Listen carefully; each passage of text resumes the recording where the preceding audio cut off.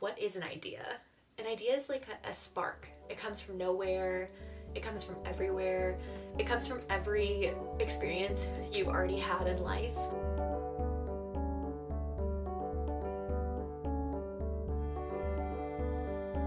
Flannery O'Connor said that if you lived through your childhood, you had enough material to write about for the rest of your life, indicating that you already have ideas inside of you, and teasing them out is really sort of the challenge of being an adult, because when we're kids, you know, we have this mind that's kind of constantly connecting things, and we're kind of jumping from idea to idea in this really organic way, and we're noticing the world around us with this constant sense of awe. And then when you become an adult, you become very analytical. You're like, oh, that's a stupid idea. Like, I shouldn't pursue that. That's dumb. So I think part of what we're going to be talking about today is just how to like kind of go back to that childlike state of like, what if this happened? What if this happened? I was thinking about how when I was little, I was obsessed with dinosaurs, and I would put them in my parents' bird bath in like the side yard, and I would act out all of these plays with the dinosaurs in the bird bath. And that's kind of the energy that you want. You want that like childlike energy when you're thinking of ideas. So I wanted to start by just giving you guys my manifesto on ideas, which I wrote down and have here. So what is an idea? An idea is not necessarily a plot. Idea is a situation plus characters reacting to that situation. That's a Stephen King piece of writing advice. Ideas come from nowhere. Ideas come from somewhere, like I already said. Ideas are play. Ideas are play. A good idea feels like a quickening beneath your skin. A good idea is often a fragment, an image, a single sentence, or a voice speaking out at you from the ether. Ideas come from collecting life.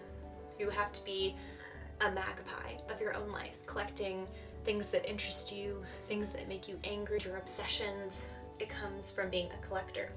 Ideas are sexy in the beginning. You must persist through the unsexy parts even when you're being seduced by another idea.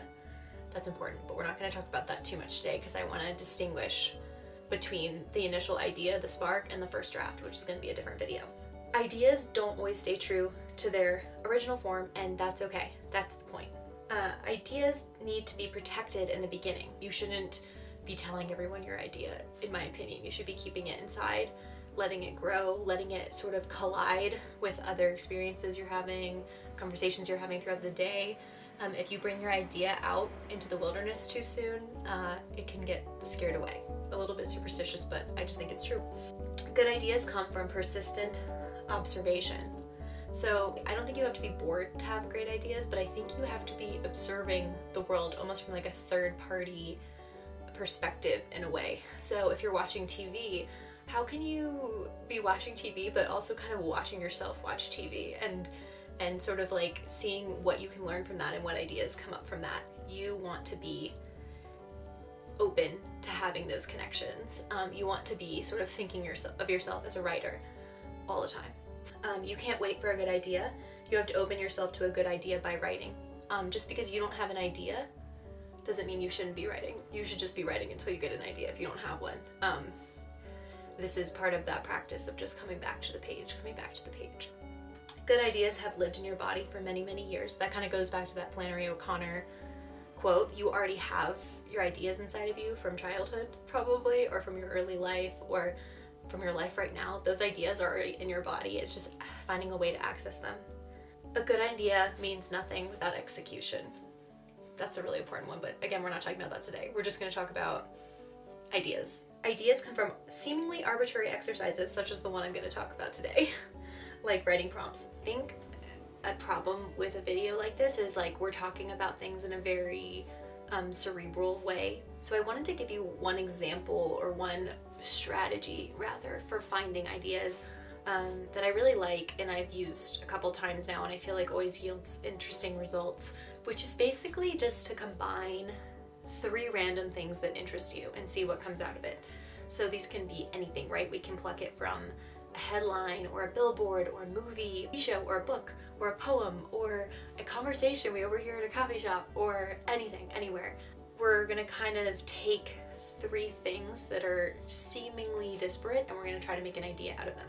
So I'm gonna do 3. I wanted to start with this one, which is like this truly unhinged CNN headline I saw the other day. I didn't even read the article, but this is what I'm talking about, where you can get ideas from everywhere. So the article is handmade, hyper-realistic, reborn dolls are a booming industry. I mean, you don't even need 2 other things. Like, that's already such a crazy, like, that is a completely crazy headline. And then I thought about The Substance. That headline made me think about The Substance, so I put The Substance on here too. It's just a great horror movie if you guys haven't seen it, but let's say that what I loved about that horror movie was the way that it was, it kind of crushed time. Like, there was sort of like an 80s quality to it, or don't come for me, I don't actually know what era. I think it's 80s, but it was also like from the current time, so it's kind of a crushed timeline where you have like the, you know, some anachronisms and you don't really know what time you're in. Let's say I really like that and I want that to be in my story. That's the inspiration I'm taking from Substance. Then I have this film photo, which is one of the first film photos I developed at home. And I love this. I love these people having this conversation at the window, and I'm now imagining that these people in a kind of unclear time frame are having this conversation about getting a doll because maybe they can't have kids. Maybe they've been trying for a long time and they can't have kids. And that's how my story is going to start, with them at the cafe having this conversation about whether they should get a handmade reborn doll. I don't know what that means, but there you go. That's an idea. Those are 3 random things that you put together and you made an idea. Okay, my second example. Let's say you overheard a conversation at the coffee shop, and the conversation was about, you know, like a specific type of flower or something that is a wildflower, but it kills all the crops around it. It's this absolutely vicious wildflower, and someone's complaining that it like killed all it killed their garden or something like that. And then you go and you see La Rousse, this Toulouse-Lautrec painting, and you start thinking about, oh, like, what if this woman engineered these flowers? And if she did, why did she do it? What's happening there? And then you see this How Flowers Made the World nonfiction book, and you're like, oh, I think I could take some inspiration from that, and maybe she wrote a guide like that, and then like something dark happened to her and now she wants to, you know, kill everything. I don't know. My stories are kind of skewing a little dark today, but that's the sort of thing that I'm interested in. Whatever you're interested in, that's great. You know, like, don't make your stories as dark as mine, but since I'm doing the exercise, I'm gonna make my stories dark. So what we have here is a woman scientist who is set out to destroy the wildflower, all the flowers in her neighborhood, because she's been done wrong by this nonfiction book, the publishing of this nonfiction book. That doesn't entirely make sense. It needs to be fleshed out, but that's fine. I've started the process. I can start asking myself, what if, why is she doing that? What is the like strategy here? What's going on? I've started the story. I have my idea, and it's a thread. Okay, next. Oh god, yeah. This is, I think, a harder one. I gave myself a harder one at the end. So I loved this. I love this poem by Mary Oliver, Every Morning. This is just a little snippet at the end. Death is history, death is habit. How sometimes the camera pauses while a family counts itself, and all of them are alive, their mouths dry caves of wordlessness, and the smudged moons of their faces. A craziness we have so far no name for.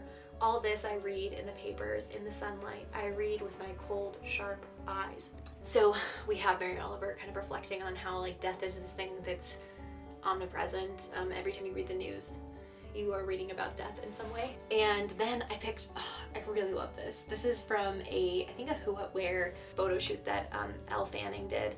And it's so cool. If you guys haven't seen it, you should look at it. It's really awesome. And I think there's so many ideas, like, kind of hanging in there, but I love this picture of her, like, on a bed with all the cats around her, and she is sort of like a mixed media piece. And then finally I picked this image, which is from Ryan Stalker, and I think that this appeared like outside of, I think they found this just in England, like this washed up on the shore, and he took a picture of it, but it's got this soccer ball with these crazy oysters growing off it, which I think is like, there's something really eerie about that picture. Like, I guess trigger warning for people who have that, like, what's that phobia where you don't like when things grow on things?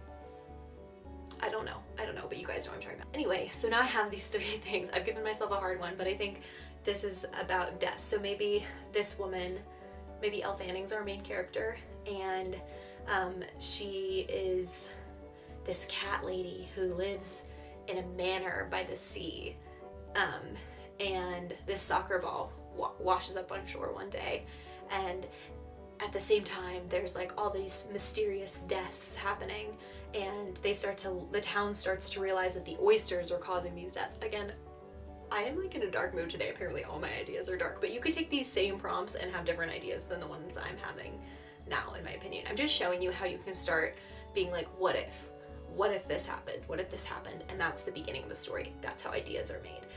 I think that's enough examples. Like, don't you guys think that's enough examples? I think try it yourself. All right, I wanted to wrap up with just, these are all my literary friends here. I have all of the pals, all the homies here to help. I wanted to read a passage from this Jamie Attenberg, 1,000 Words. This is a really great book if you're, starting writing, I think. So I wanted to highlight a specific passage for you guys. It's how to know if you have a good idea. And I think Jamie Attenberg wrote this one. It's like a collection of different writers, but this is what she says about a good idea. A good idea is one that you can't stop thinking about. Sometimes it keeps you up at night as you think through every aspect of it, like you might with a crush. Or maybe you wake up first thing with it in your mind and you nudge it around gently in your brain, pushing and pulling parts of it back and forth, like ice plates in Antarctica, until some sort of beautiful ecosystem forms in your mind. Or you find yourself saying no to a night out with friends because you would prefer to stay home and work on the pages that have sprung forth from this good idea. And sometimes you get a little sweaty when you're working on it, and sometimes you feel a little sexy or horny, or sometimes you're absolutely starving, and the only thing that can feed you is a very good idea. It makes you feel fulfilled and alive in a brand new way, and also possibly mildly obsessed, but not in an unhealthy way, in a totally fun way. And you figure out how to adjust your life around it a little bit on a regular basis. And then one day, someone invites you to join a writer's group, or you see one advertised on a flyer at a local cafe, and even though it has never occurred to you to be in a writer's group, you do it now, and now you're in one. Or maybe you sign up for an open mic night at a bar or online, and you step forward, stand in the spotlight for a few minutes just to see what it sounds like out loud, this good idea, and it turns out that it sounds great. And you find your life has changed a little bit for the better, all because of this idea, which turned out to be a good one, or at least good enough to make everything a little brighter and bolder in your world. That's how you know it's a good one, when everything shifts. I love that. I think it's so good. People who read know that the magic of reading is that you always have this story living alongside of you. So you're kind of living your normal life, and you also have like a book that's living alongside of you, right? And that's the joy of writing too, is you always have this little story living in your head, trying to get your attention, trying to transfix you. That's how you know you have a good idea. But I think it's important to say that it could not feel like a good idea at the beginning. Sometimes it takes starting the work to realize that it's a good idea to feel like you're in a good idea. But anyway, I'm gonna wrap this up here because I've been talking a lot and I have all my books I have to put away. But thank you so much for listening, and if you have a good idea already, then keep writing the good idea. Write that first draft as quickly as possible, get it onto the page. Okay,